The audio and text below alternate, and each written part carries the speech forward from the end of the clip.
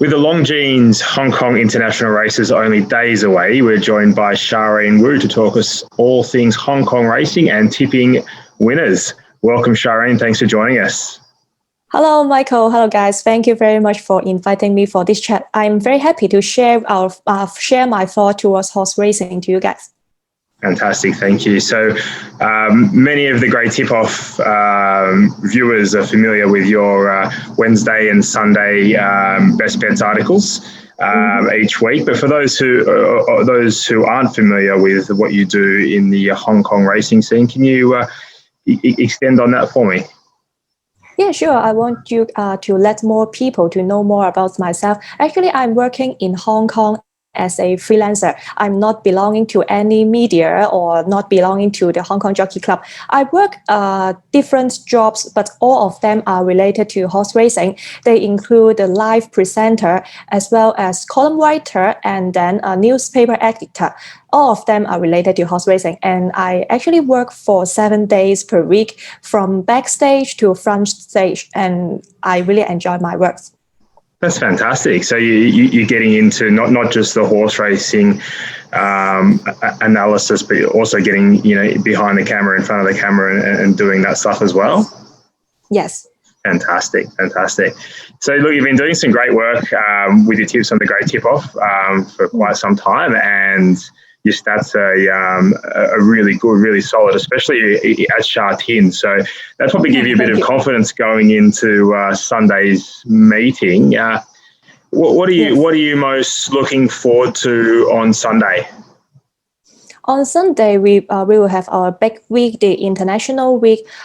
In this year, there are not many international horses visiting Hong Kong, but in Hong Kong Fast, I will definitely have an eye on Mogul because he is now 3-year-old with good forms and have good ability on the fast ground in Hong Kong. So I think that this horse also has the weight allowance because he is just 3-year-old. So I think this horse trained by Aidan O'Brien and ridden by Ryan Moore has the good chance in the Hong Kong Fast. But the price may be a bit short, but never mind. I have a very strong confidence on him. Any price a winner, hey? Any updates on how Classic Legend is going and acclimatizing to Hong Kong life? I think right now Classic Legend is doing well. After he arrived in Hong Kong, he had a trial before, but the trial doesn't show that he has very strong turn of foot like what he did in the Everest. But I think so far so good. And trainer Casper also stated that this horse is progressing well. So I think he will have some good performance on Sunday in the Hong Kong Sprint, especially in this year. The fields are not that strong. So looking forward to him. It's fantastic. So look, you've obviously been in horse racing from a young age. What's your earliest racing memory? I guess it may be when I was in primary school. I was like a 10-year-old, and in 2007, and that year's the Dubai World Cup Carnival, our Hong Kong representative, Vengeance of Rain, he went to Dubai to participate in the Dubai Shima Classic, and he won the race. Because at that time I was quite young and I have no idea about where Dubai is. I just know that Dubai is a place very far away from Hong Kong, and I didn't realize that a horse coming representing Hong Kong from Hong Kong, he can have such a good performance over there. So I think Vengeance of Rain, his victory is my earliest racing memory, and that also made me fall in love in horse racing. That's fantastic. Are your family into horse racing, or is it something you've picked up yourself? Obviously, being 11 years old, I'm guessing here that your parents may have had that on TV and you were just watching? Yes, you're totally right. Actually, not only my parents, my grandparents, they like racing as well. Yes, I think I would describe myself that I'm having some racing genes since I was born, because actually my grandparents, when they were young, they were working as some bookmaker. And so that, yes, quite funny. This is quite made me to grow up from a racing family. So my dad and my mother, they like horse racing as well. And most of my family member, they also like horse racing. So whenever we gather together, like for example, in the New Year or in the Christmas, our chatting topic would be related to horse racing. So I'm just growing up from a kind of family like this, so make me like horse racing as well. That's fantastic. And are they punters? Do they bet, or do they do form similar to yourself? Yeah. Or they have their own style, that they have their own thoughts to think each race, to analyze each race. So each of them are having different style of analyzing. For example, myself, I rely mostly on pedigree, and while my dad, he relies really on the forms, the past race record of a horse, like this. Fantastic.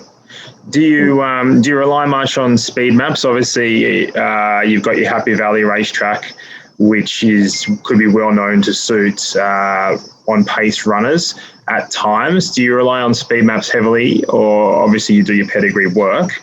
But what role do speed maps play in your form?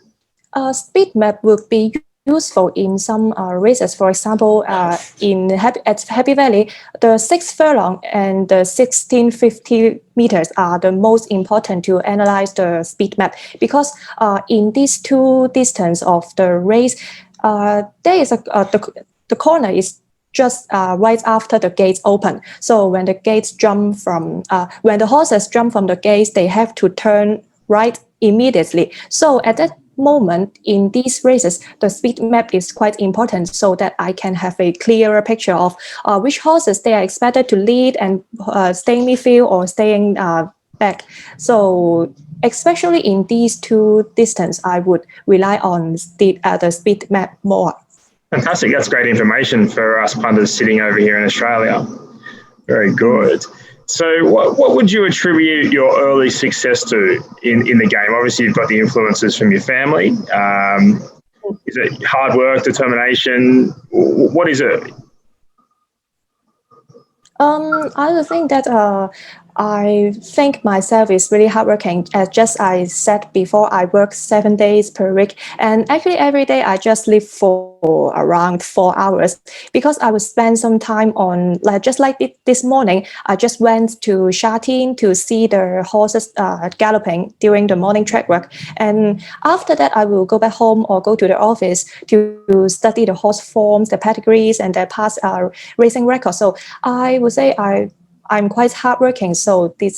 But at the same time, I am really enjoying what I'm doing. That's fantastic. So a day in the life of Charene, 4 hours sleep, off to track work in the morning, come back to the office, do some work, maybe grab a bite to eat, and then back to the form. Yes, and I think fantastic. That every day, nearly every day like this. But it is good that because in Hong Kong we will have 1.5 months the summer break. So just like students, when we were in schools, we also have the summer holidays. So now I'm working in the horse racing industry, and I can also enjoy the summer holiday. I think it is really good. That's fantastic. Do you watch any Australian horse racing? Yeah.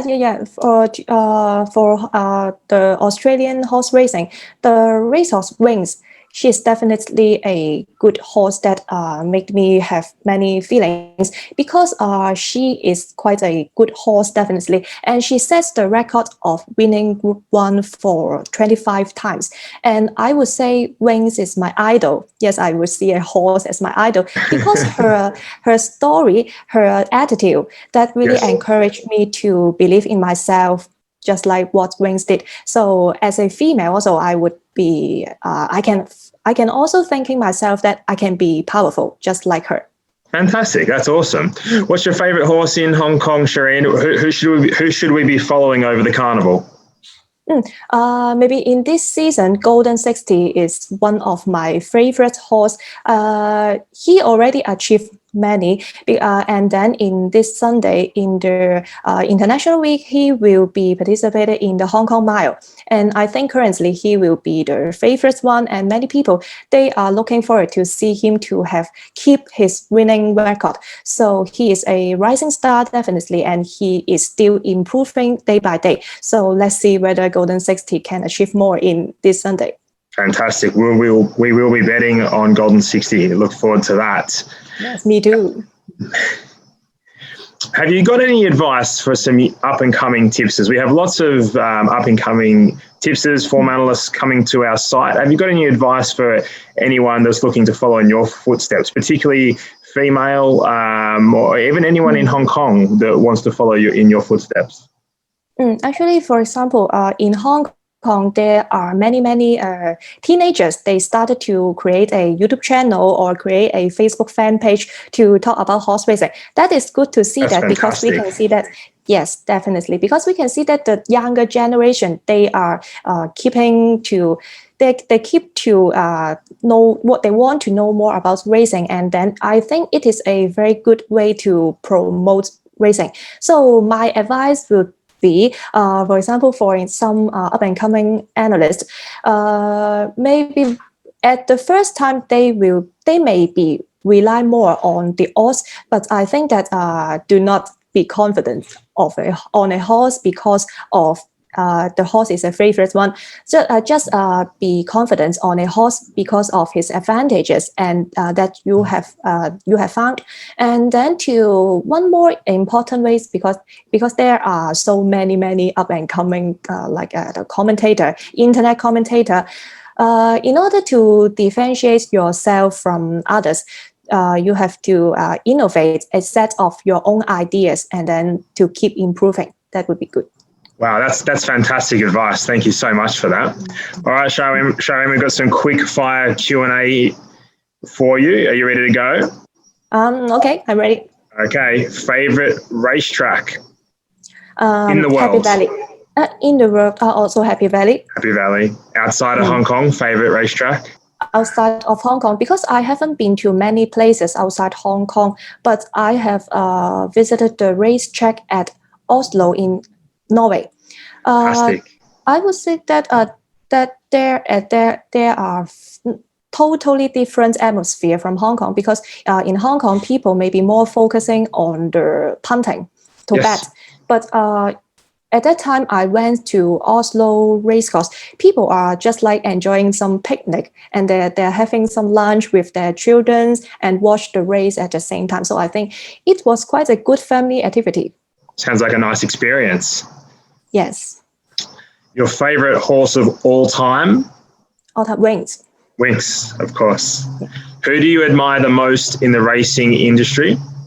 Aidan O'Brien, because I think that he is the, apart from my dad, Aidan O'Brien is the most charming person in the world. Because, yes, my dad would be the first one, definitely, and then Aidan O'Brien comes second. Because you know that he has won many group runs because he cooperates with the Belly Doyle team really well, and I think that he can manage such a big the stables and with many horses. He can do very well as well. So also he has two sons. They are now also up and coming and become trainers in recent years. They also have some good results. So I think Aidan O'Brien is the same time a good trainer as well as a good dad. Good dad and good mentor. I think Joseph's picked up a couple of Melbourne Cups now, so he's learned a thing or two. Look, Charene, amazing to catch up with you today. Been a great insight. As always, punters, Sharene's best bets will be out Wednesday and Sunday mornings, along with her tip packages, which is always available for purchase around 10 a.m. Australian time. So Charene, thanks so much for joining us. All the best for a huge Hong Kong International race meeting, and I hope you back plenty of winners. My pleasure. Thank you, Michael, and I hope that everyone you will enjoy Hong Kong racing. Thank you very much. Cheers. Thank you.